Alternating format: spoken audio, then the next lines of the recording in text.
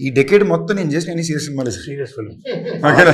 ఇప్పుడు దాకా లాస్ట్ 5 సంవత్సరాలు నాకు సడన్గా లోపల ఏమనిపించిందంటే, ఒరే మన ఫస్ట్ సినిమా 2010, ఇప్పుడు 2025 వస్తుంది, ఈ జనరేషన్కి నేను కామెడీ చేయగలను కూడా తెలియాలి కదా అనుకున్న పాయింట్లో నేను ఎత్తుకుంది సార్. చాలా అంటే నాకు తెలుసు 1 వీక్ బ్యాక్ ఇంకా 1-2 days చేస్తే సినిమా అయిపోద్ది అన్నప్పుడు ఆయన ఇంట్లో కళ్ళలో నీళ్ళు తిరిగిపోయినట్టు, అయిపోయిందా ఈ క్యారెక్టర్. ఆ రోజు మూమెంట్ అనిపించింది. డబ్బింగ్ ఇంకొన్ని రోజులు షూటింగ్ ఉంటే బాగుంది, కానీ ప్రొడ్యూసర్లు కొడతారన్నమాట. అంటే ఫీల్ అయ్యి ఆ మూమెంట్ షేర్ చేసుకోవాలని చేశా.